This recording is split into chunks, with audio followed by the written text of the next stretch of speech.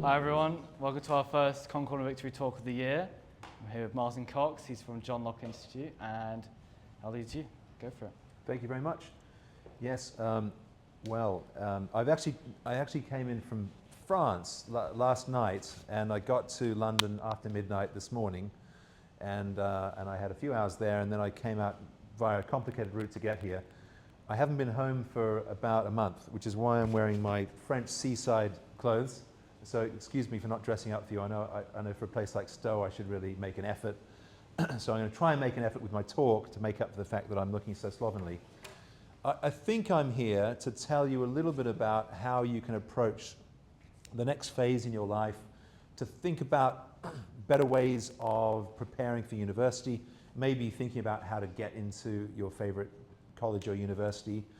At the John Locke Institute where I work, we're not that keen on presenting ourselves as people who are kind of trying to help rich kids get into top universities. That's something that a lot of people assume that we exist for. That's not really what we do, but we do think that we have accumulated some wisdom over the years to help us give good advice to people, and it may well be that I've got some perspective to offer you that might be something thought-provoking for you, something that might help you to make better choices. One of the things you might know about the John Locke Institute is that we have an essay competition every year. Has anyone submitted an essay to the John Locke competition? Okay, yeah, so some of you. And did you meet with any success, or is it this year you're still waiting to find out? Anyone shortlisted in previous years? Yeah, okay, good, well done. So one of the things I did on my complicated route to get here today was I went shopping in the London Silver Vaults. Anyone heard of this? It's the biggest collection of silver for sale in the world. And they've got 30 big vaults stuffed full of interesting antique silver, all different shapes and sizes and price tags too. And the reason I was shopping for silver is because we thought that with our competition, we really should have an impressive silver trophy to give the winner of the John Locke Essay Competition. And one of them, which was stunning, it was absolutely beautiful, had a crest on it. So it's not the John Locke crest, so we probably won't buy that one. But it had an interesting thing to have written on the trophy that we give to the top winner. By the way, this year we had, have a guess how many contestants we had, Arabella? Maybe like a couple thousand? Couple of thousand, yeah. Tatiana, how many would you guess? Like 12,000. 12,000, that's a lot. Gosh, 35,000. So we had 35,000 registered contestants, and the person who comes first place out of the whole 35,000 is going to get this trophy for a year. Right? They have to hand it back, and we put their name on it. And we saw one trophy, and it had a Latin phrase. I know you're all very scholarly here at Stowe, so you can probably help me translate this. Aut nunquam tentes aut perfice. Anyone want to have a crack at that? Some people are muttering possible answers. I'll tell you what Google says. Google says, either do not attempt at all or complete it to perfection.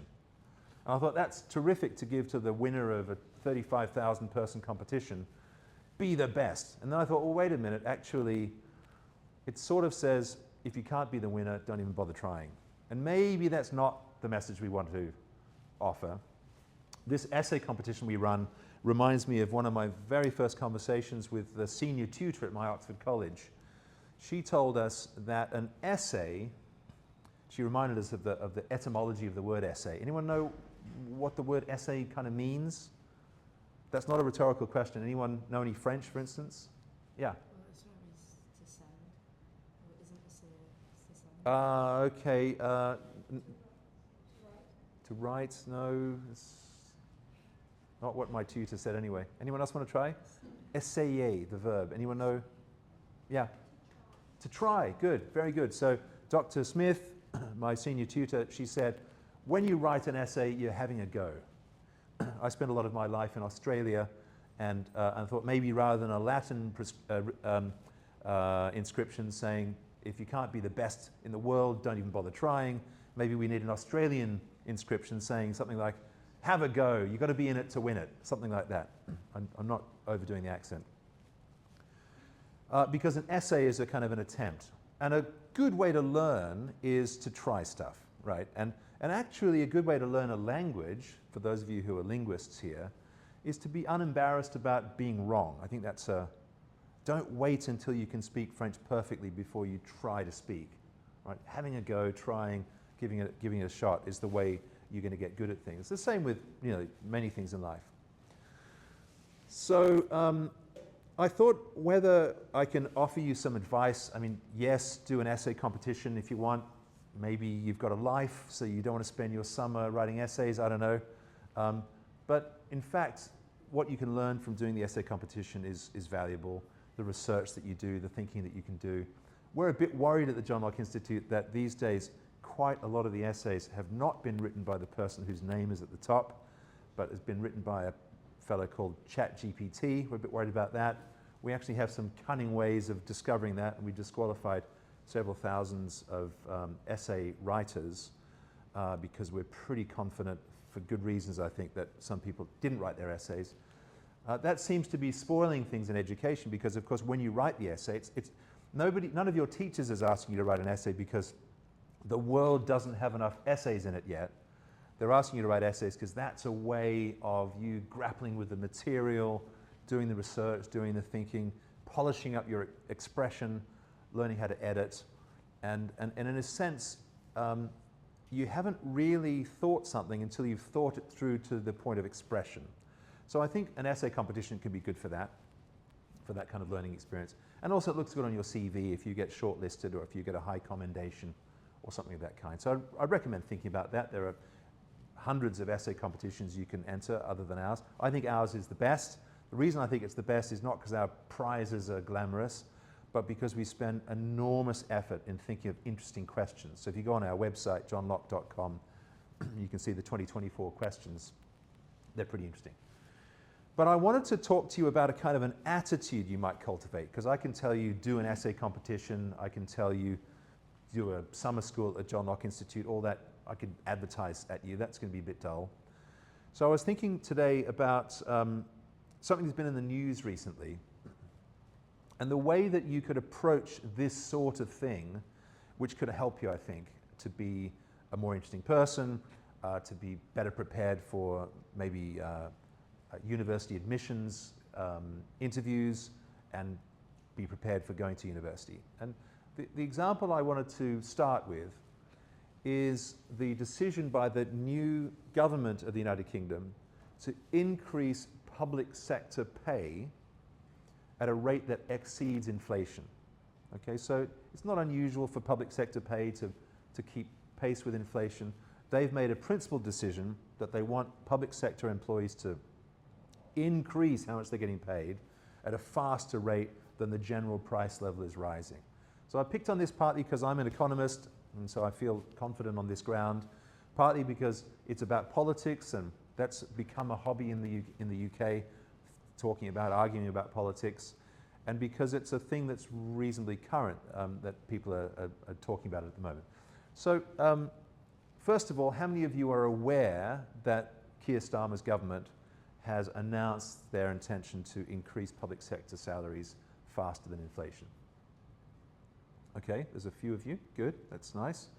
And what do you think about it? Do you think it's a good idea? Do you think that these teachers and nurses and bureaucrats and administrators and things, do you think that it's been a long time since they've had a decent pay rise and they deserve it? Do you think we can't afford it? Do you think it's going to change things in a good way or change things in a bad way? What's your opinion about this? Yeah. I agree with it. I think it's good that they're getting a pay rise, but at the same time, that money's got to come from somewhere, and that money's going to come from tax. Ah, right. Okay, so some of the money to fund it will come from taxation, either literally increasing taxation or at least having higher levels of taxation than we would have had to pay otherwise. Good, okay. So you agree with it, but you think it's going to be expensive, and where's the money going to come from? Does that mean you agree with it, or are you agnostic about it?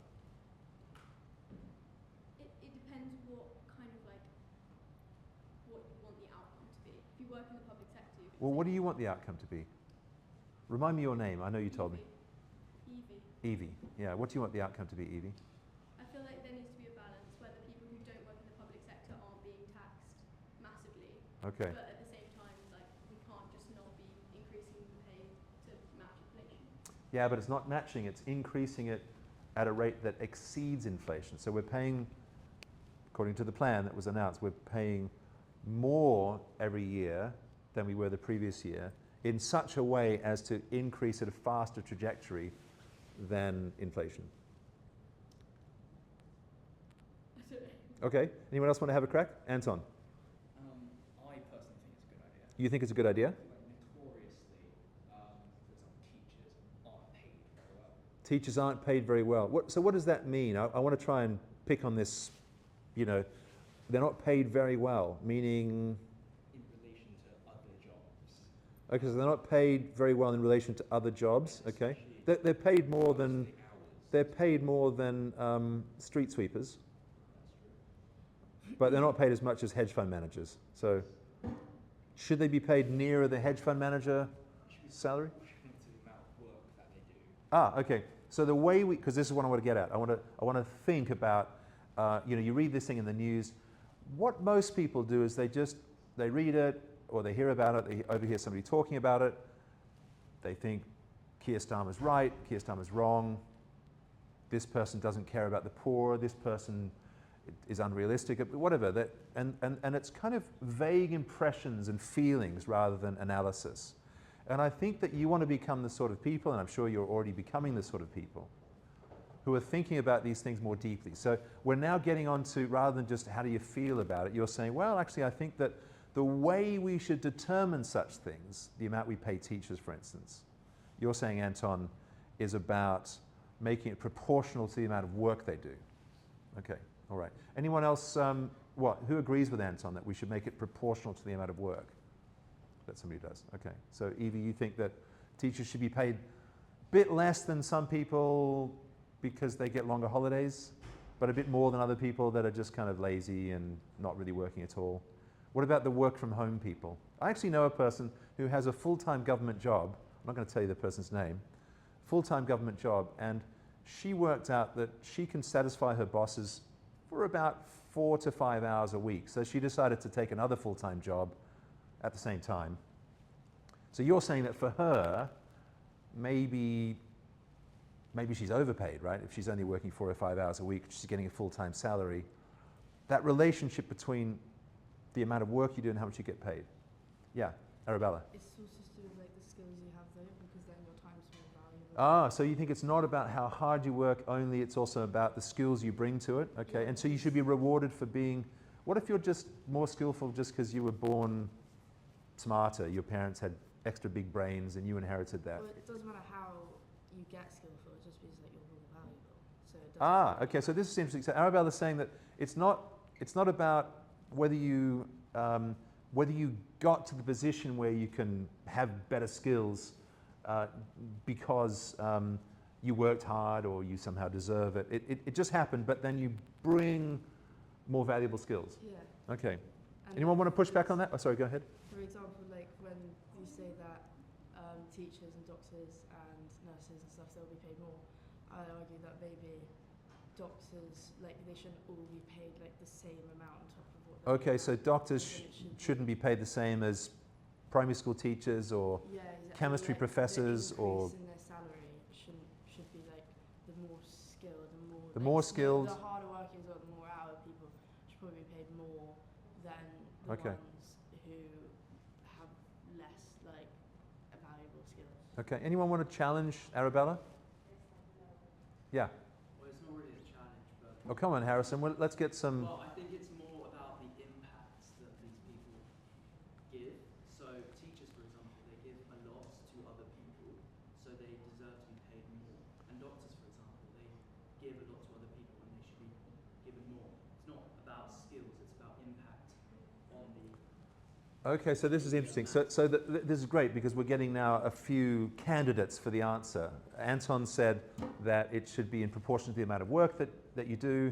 Arabelle said it should also include the skills you bring to bear. And then Harrison said it's about the impact that's created. And if a teacher creates more impact, then they should be rewarded extra for that extra impact. Okay, that's interesting. Anyone else? Yeah, what's your name, please? My name is Martin. Martin. Yeah. Oh, perfect. Yeah. It's basically similar to Harrison's point. I think it's more about what is your value inside this society. What's your value inside society? Okay, so that seems a bit elitist, though, doesn't it? I mean, It does. I'm not. I mean, what's your value? Well, I like, mean, how else my would you value do it? is becoming someone who is valuable towards the society. Okay, okay. But, I mean, aren't we all valuable? Aren't we all special? Aren't human beings innately valuable? I mean, yeah. You're saying you're going to become more valuable than like maybe you're going to become more valuable than Tatiana, maybe. It'd be difficult for you, but you could try, yeah?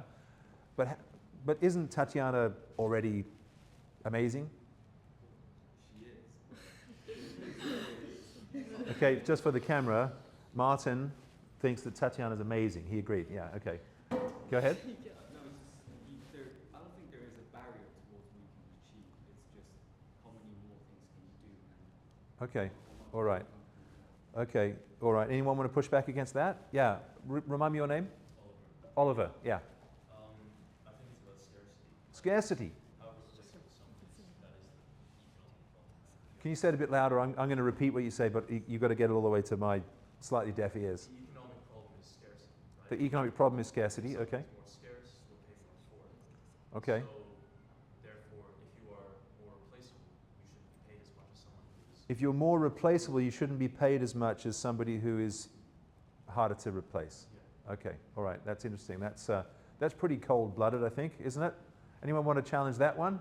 Can we get a bit of a, yeah, Arabella? I'm kind of agreeing. You're agreeing. We need to have more conflict and disagreement in the room. That's what Harrison said as well.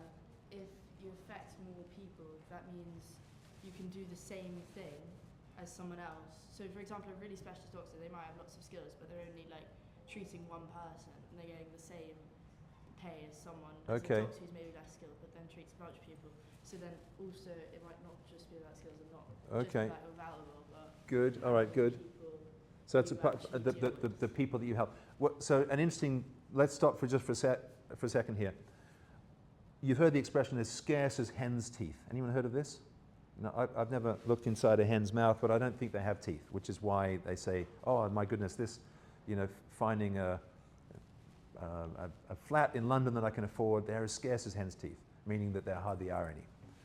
Actually, scarcity to an economist is about the relationship between how many there are and how many we want. And not that many people are keen to get more hen's teeth, I suppose. So hen's teeth are not actually scarce on the definition of an economist. But you're saying now, if you've got a skill which is difficult to replace, and I think Arabella's helping to bring the other side of that, and if a lot of people want that skill, if there are, let's say, if you're a doctor who can treat an illness that many people suffer from, then you become more valuable in that sense. But what I was expecting to get from you here was more about what people deserve, because it seems like, if the public sector workers are nurses, does anyone know any nurses? Yeah, some of you do. I know a lot of ex-nurses.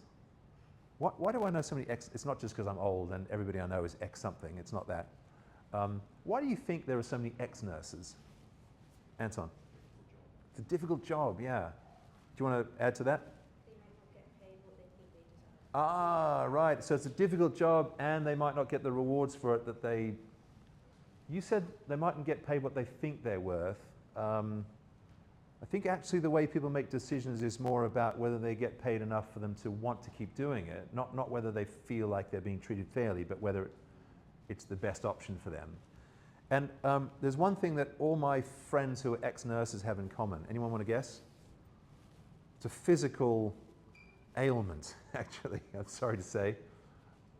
Yeah. Like they're male? They're what? Male nurses? No, they're not male. That's not an ailment to be a male. I know sometimes it might seem it. Anyone else want to have a go? They've all got bad backs, all the ex-nurses, right? Because being a nurse often involves lifting heavy patients up, and it's a physically demanding job.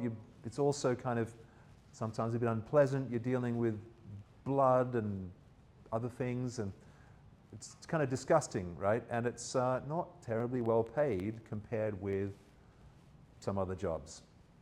So a lot of people end up leaving that.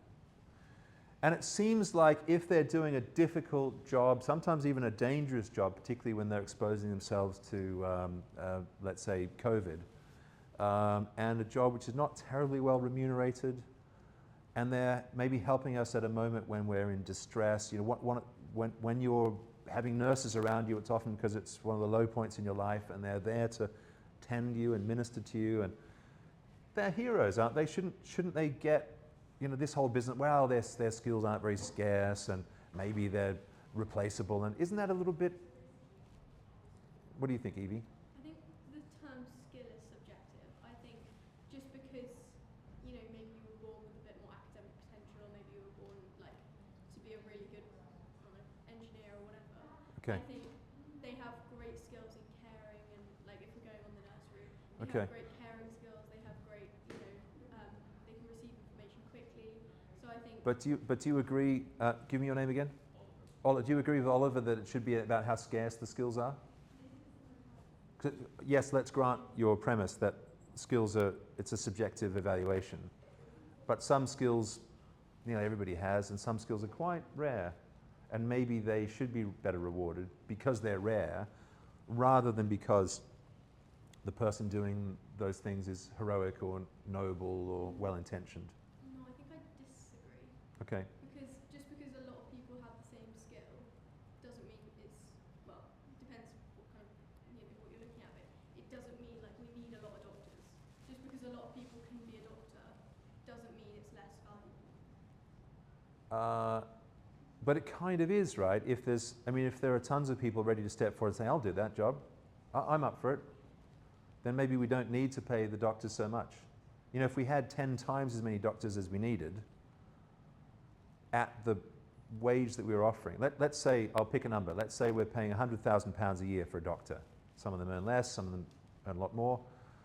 And at that wage, if we're paying £100,000, let's suppose that we think we can treat all the patients, give them adequate attention to every individual who needs a doctor, with, you know, X number of doctors, but there's X times 10 number of people who'd like to do that job and are kind of smart enough and willing to go through medical school and things like that, then probably the scarcity thing does matter. So it could be that Oliver's right. Maybe it's not that it should be that way, but it kind of is that way, right? What do you think? No, I agree. Okay. So, okay, I don't want to take all my time on this kind of political and economic question, but I do want to talk to you about what I think we should do when we're thinking about wages. Because a lot of people, once again, I'm encouraging you to be analytical, to kind of think more deeply about these questions. And if you get called for an interview at Oxford or Cambridge, universities that still interview people before offering them places at the university, learning how to go beyond the headlines, beyond your kind of emotional reaction, and actually thinking carefully about things like this. So you meet something in the media, and then thinking through, going to the questions behind the questions, I think is a good thing to do. So let's suppose that by great good fortune, all of the people here want to be teachers at the John Locke Institute, okay? We've got 1, 2, 3, 4, 5, 6, 7. All the people in this kind of front row here want to be teachers for the John Locke Institute. And we don't need 7 more teachers. We're in the market for 3 more. So it's also by great good fortune, these 7 people are lined up in order of how desperate they are to work for the John Locke Institute, okay? So remind me again your name? Seb. So Seb, ever since he was a baby, his first word was John Locke, yeah? And it's not actually literally true, I think you know that, but let's pretend. And ever since he was a child, he only wanted to teach philosophy at the John Locke Institute. So much so that he would do it for nothing, okay? He'd do it for free.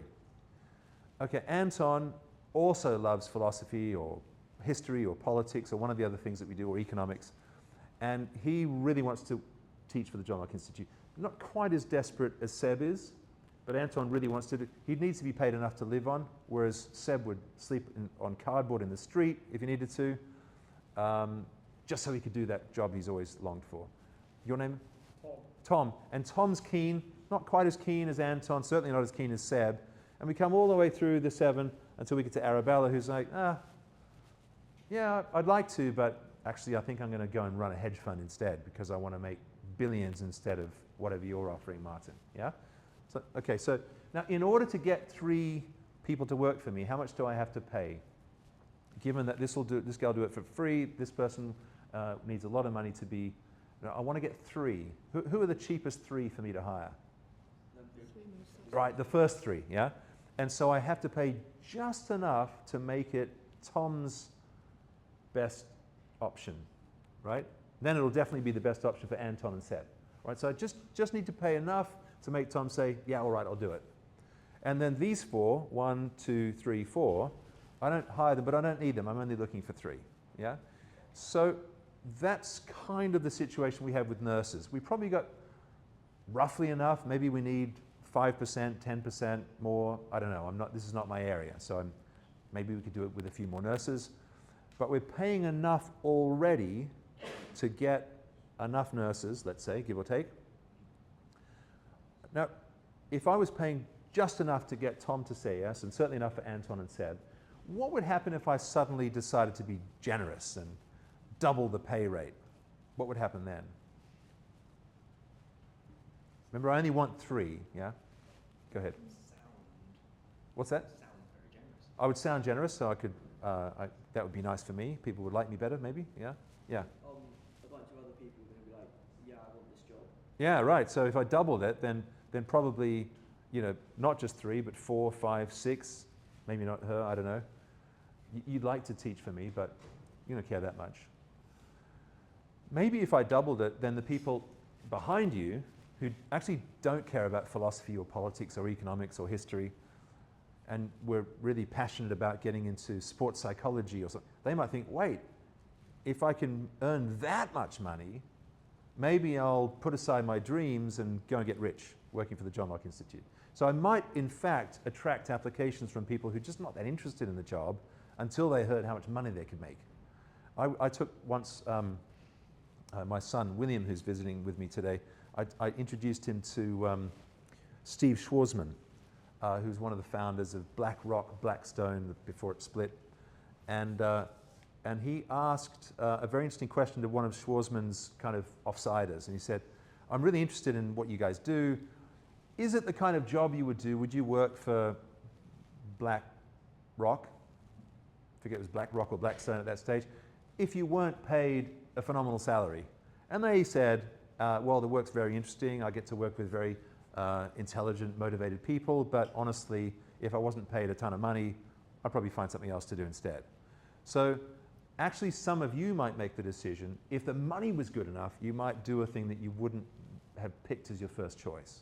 And then what happens to these 3 people who love teaching philosophy and politics and economics? Yeah.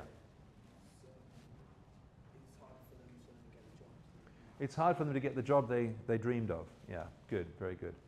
And so, because they might get overwhelmed by all the applications that come in. And the same might be true for nursing. Maybe not if we increase it by 2% more than the inflation rate, but certainly, at the margin, as economists like to say, we'll have some people getting into it for the money who wouldn't have ordinarily wanted to do it.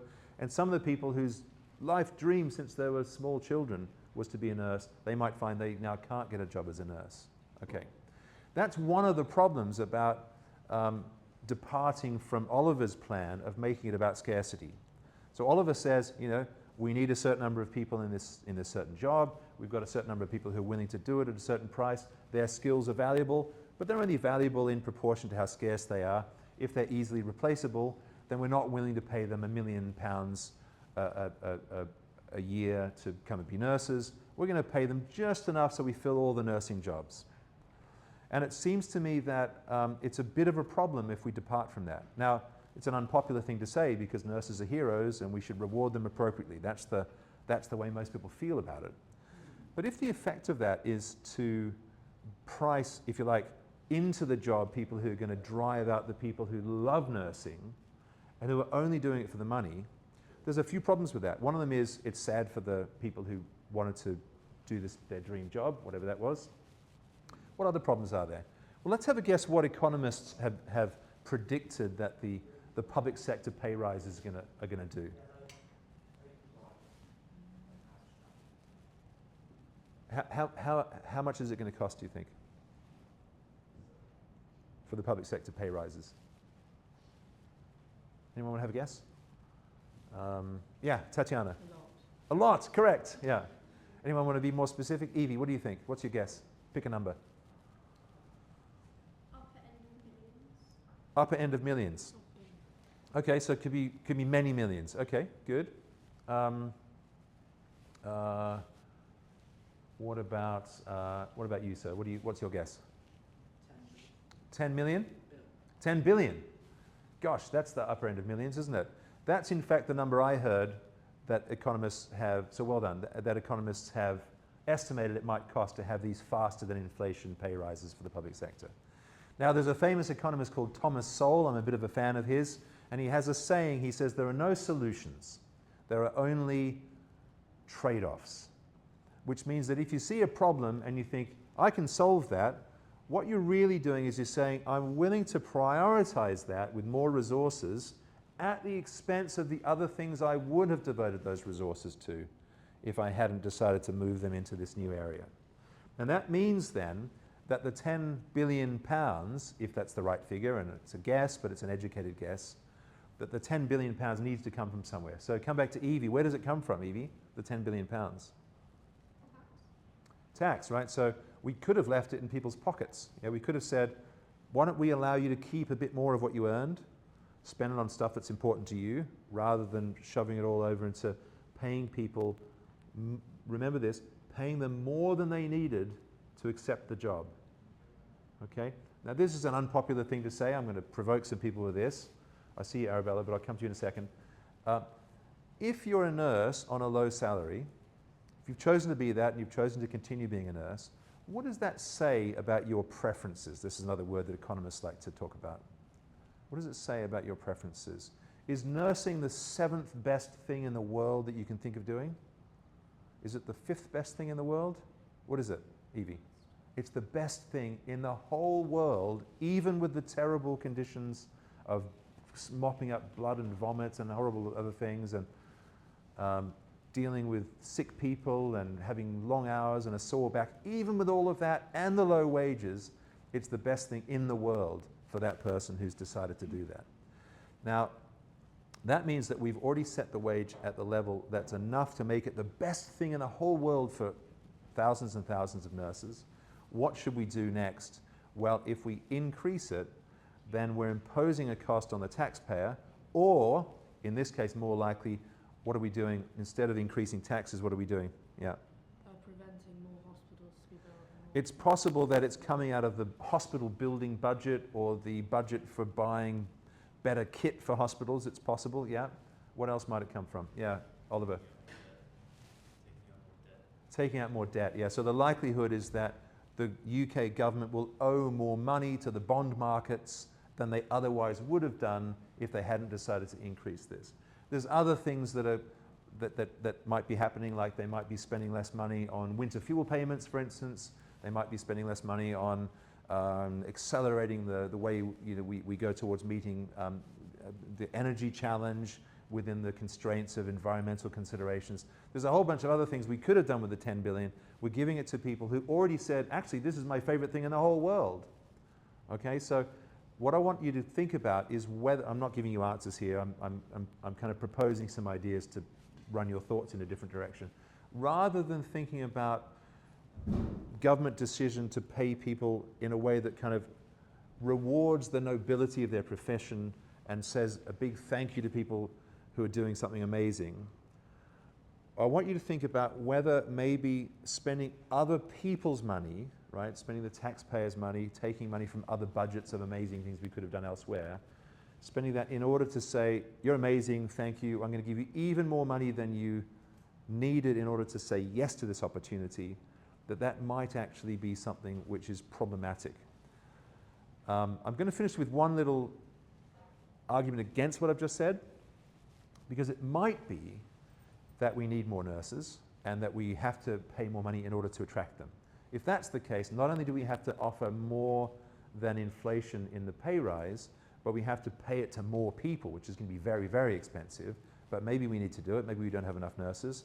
And the other thing is, it's just possible that with these 7 people all desperate to teach for the John Locke Institute, maybe the 3 people here who would do it for quite a small salary, maybe if I only have to pay enough just to persuade Tom to say yes, and the other 2 then of course also say yes, it might be that Anton, for all of his talents, is not a very good political science teacher, right? I'm sure you are. You'd be amazing, Anton, but we're pretending for a moment. Maybe it would be better for me and for my students to find a way of getting Tatiana, not you because you're just way out of my budget, but because you want to be a hedge fund manager instead, but I could just about afford Tatiana, who might be an amazing teacher, although she's left, so I don't know what to say about that, rather than you. So it could be that in order to get amazing nurses, we need to pay enough that we get more applicants than we need, so we can choose the ones that are going to do an amazing job. But I think within the context, I would encourage you to think about all of the pros and cons, all of the costs and benefits, and not just the obvious ones, but the indirect ones. Things like the inflationary effect on the economy of giving a big chunk of the society a faster than inflation pay rise. What's that going to do to the general price level? It's probably going to push it up. Think about what it does to private sector enterprises who are now having to compete with public sector pay rises. That's going to make it difficult. It might drive some companies out of business. Remember, we're depending on those companies to pay the people, to earn the money, to pay the taxes, to support the public sector. So it's a complicated thing, and I want to encourage you, as you meet these news stories, to ask hard questions and make up your mind about as I said before, the questions behind the questions. So that's a little thing to be a bit thought-provoking, hopefully to upset a few of you because you're like, well, this doesn't seem right. How does Lionel Messi get paid more in one game of football than a nurse earns in a whole year? That can't be right. You might have strong moral intuitions about some of these questions, but I think getting through to the analysis of the way the economy actually works and the way the political system actually works can make you a person that is going to be more interesting and I think more successful in the things that you want to do in your lives. So that's me done, but I can take some questions now for as long as we have. Thank you. That's really good.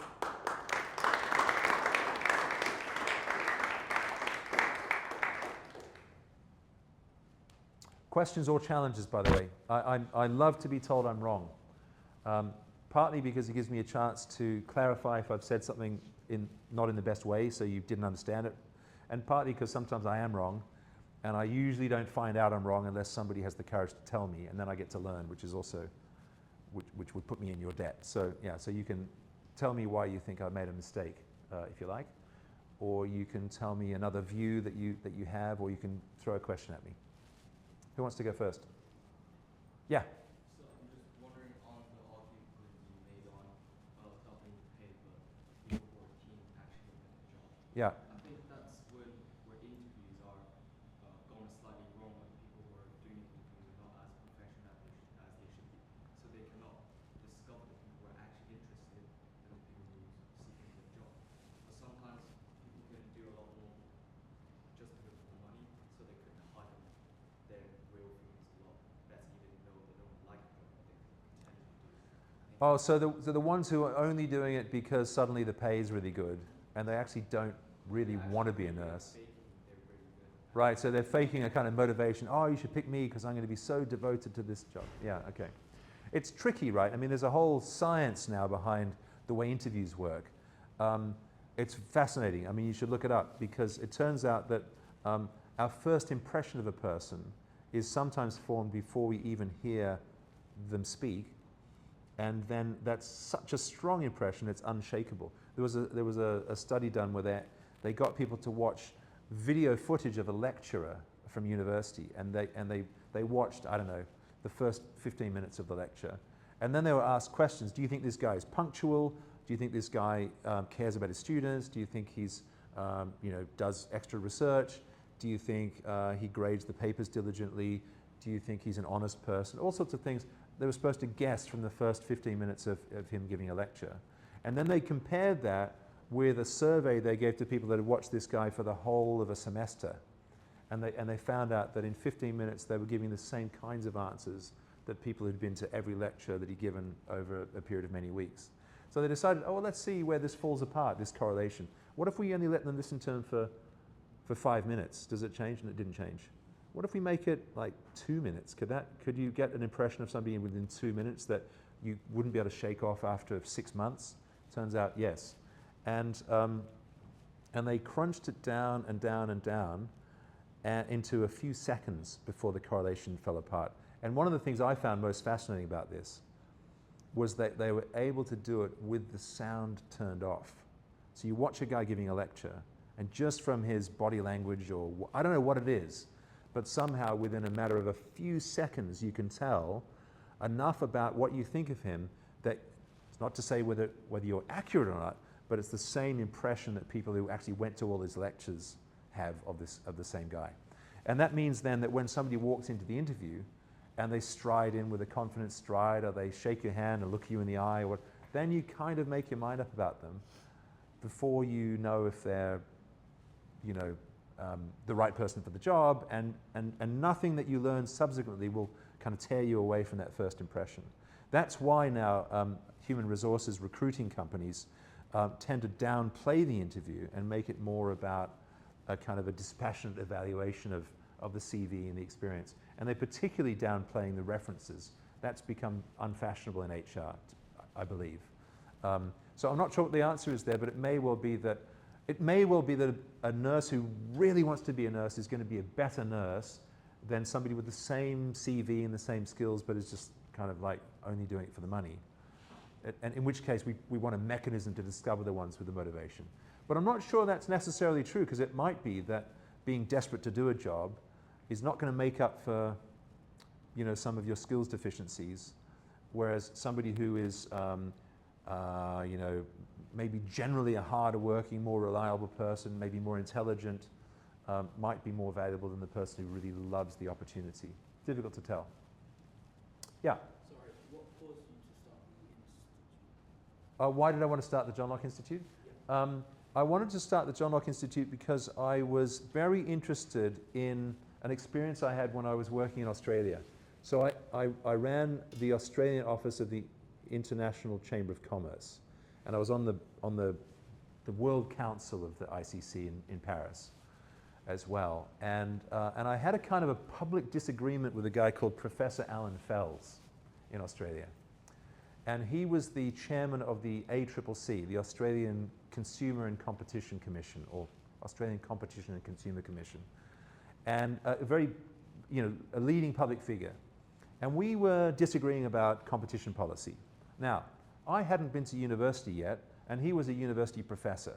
So any reasonable person would have guessed that I was wrong and he was right if we had a disagreement, yeah? I knew this. I knew that on the face of it, I probably would be expected to be the guy who was wrong. And Professor Alan Fels, who'd been, I think he was the highest profile non-elected official, because he was an appointed official in the whole country. Very distinguished career. And we argued a bit. We argued in print. I went on the radio to talk about his criticisms of my policy proposals. So we had this kind of public debate going on. And we met a couple of times and we talked to each other. And I realized that there was approximately zero chance of either of us persuading the other one to change his mind, right? And then I realized that that's kind of true all the time. I mean, it's very unusual to change your mind. And the more expert you are, the more, the longer you've thought about a thing, the more entrenched you're going to be. And there are a whole bunch of interesting reasons for that. One interesting piece of research that I saw from one of my students actually was that they took some people that had views on climate change. And at the one extreme, it was people who said, climate's not even changing, or if it is, it's purely natural, or if it's man-made, there's nothing we can really do about it. Or if we could do about it, it'd be such a waste of money and we shouldn't do anything about it. That kind of position. And then over here, it was like, it's a catastrophe, and if we don't ban cars this afternoon, the world will end on Tuesday. I'm exaggerating a bit, but they were the kind of extremes, right? And then there were people in the middle, right? And then what they did is they gave everyone things to read. Okay, can you read this? Watch these podcasts, watch these interviews. Would you read this? And we handed out different reading material to people to read, to learn more about the topic and confront them with ideas that might be different from their own. And what happened after they handed out the reading was that not only were the people who were kind of a bit moderate more extreme on both sides, pushing towards the edges, but also their level of self-confidence, their level of certainty in their position went up. So they became more extreme and more confident. And here's the fascinating thing. It turned out that the reading that they gave them to do was all the same, right? So they gave the same reading diet to all the people, but the people who were already inclined to say, well, I think we're making a big fuss of this climate change thing, is it not real? They hardened and became more confident in their position. And the ones who say, I'm actually a bit worried about it and I think we should probably do something about it, maybe we should do something quite urgently, I don't know. They became more sure that we should do more urgent, more costly measures. And it was from reading the same stuff.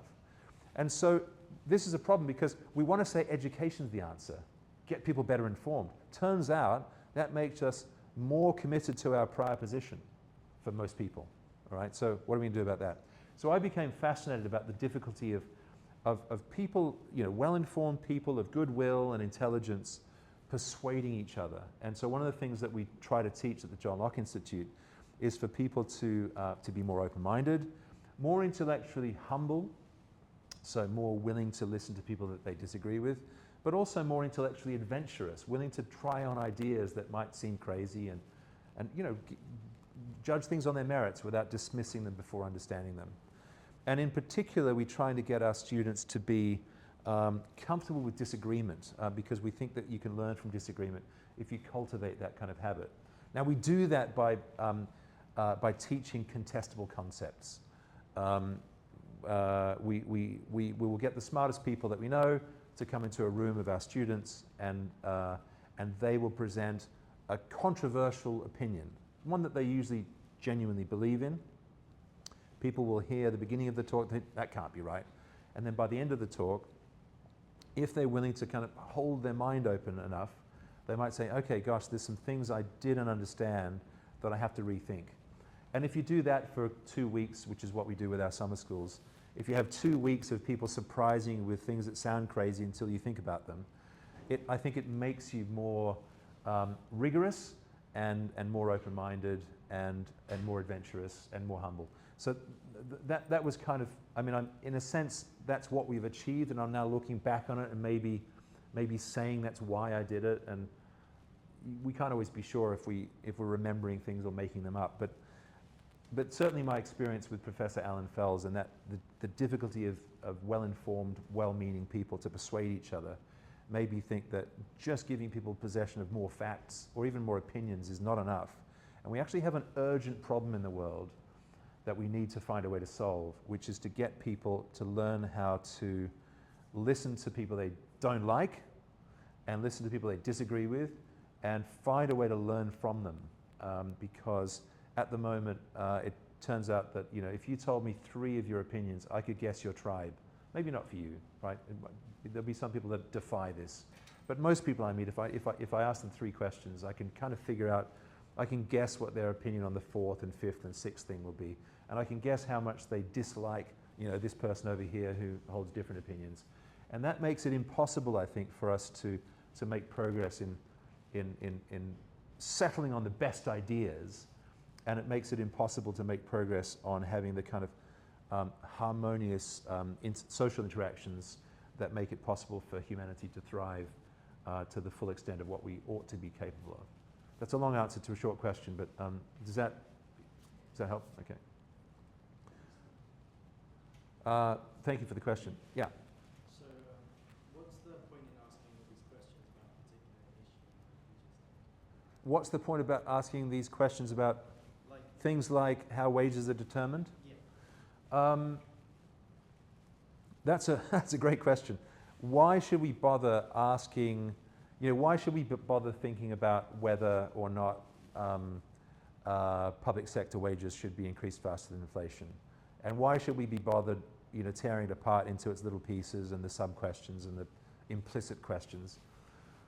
I know a little bit about this school, and I've visited a couple of times before, and I've met some of your staff, and I've met many students who have now left the school. And my sense is that an important part of what the school is trying to do for you and what your parents are doing in sending you here is to make you leaders of some kind in whatever field you end up being in. And it seems to me that cultivating the ability to look beyond the obvious makes you a much better leader than somebody who just shares the kind of, not even the opinions or the beliefs, but the kind of impressions or the feelings of the crowd. So I think in order for you to be a good leader, you need to, I think, probably cultivate the habits of looking for the truth rather than just reacting viscerally to impressions that you get from things that you read about or that you hear. So I think it's going to make you less wrong to learn how to get analytical. It's going to make you more right.